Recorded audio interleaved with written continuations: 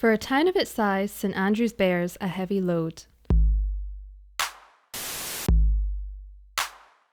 Not only is it known around the world as the home of golf and remains a tourist destination for almost 700,000 tourists a year, the town is also mired in a rich recorded history which spans as far back as the Dark Ages and beyond.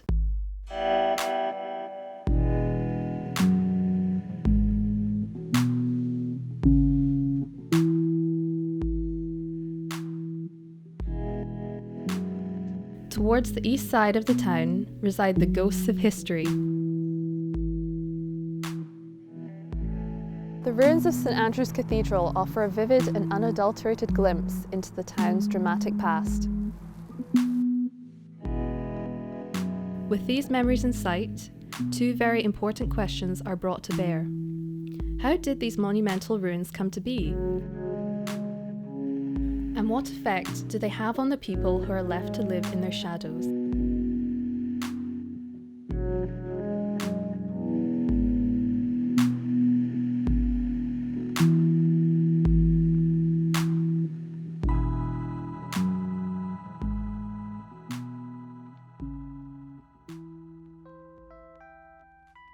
St Rule's Church, the remains of which still stand in the grounds of the cathedral in a sprawling tower, is where our story will begin.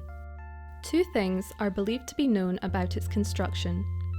The first is that it was likely built for St Margaret, who after marrying Malcolm III began to bring the Scottish Church back into line with practice elsewhere. The second is that her son, Bishop Robert, who continued his mother's initiative, oversaw the rest of its construction. Much of the church's architecture appears likely to date from around 1130 to 1150. The ruins of the church now stand surrounded by many others, and this once pronounced structure has become obscured in the spectacle of the cathedral ruins. I suppose in many ways, St Rule's Church is just another part of the cathedral ruins, but in many ways it represents an important period in the history of the town, that when the old Celtic name of Kilryman faded into obscurity and a new name emerged for the town, that of St Andrews.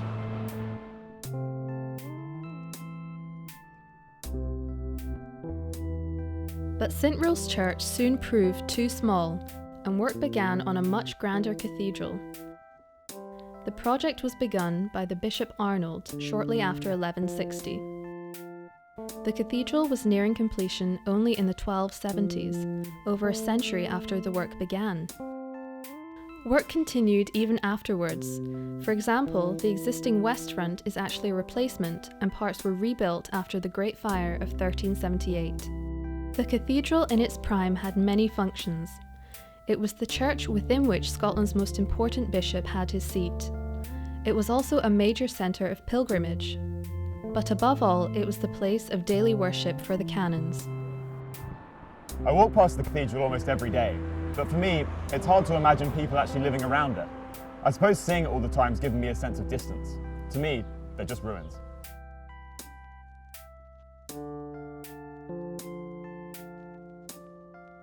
The cathedral at one time was a sprawling and marvellous complex of structures, but today it is a graveyard of mangled ruins.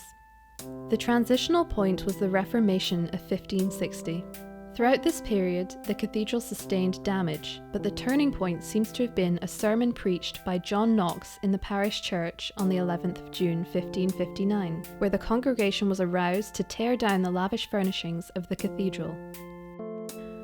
Following this, the cathedral was almost immediately abandoned by its inhabitants.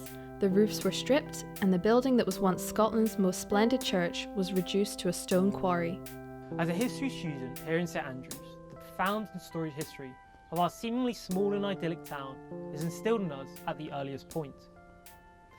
The Reformation featured heavily in our introductory courses, and our lecturers used the physical and material surroundings to illustrate how, where, and why everything happened.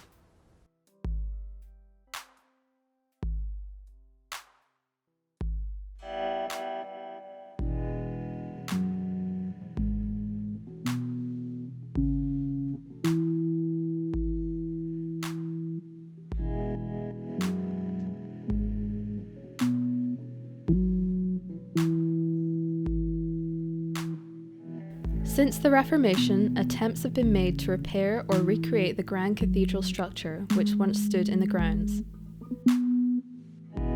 But the ruins remain. The Community and Historic Environment Scotland team who now care for the cathedral grounds are committed to making sure that spectre never fades.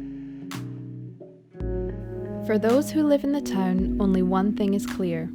You may not be living in a big city, but the feeling of being in a place of great significance never fades.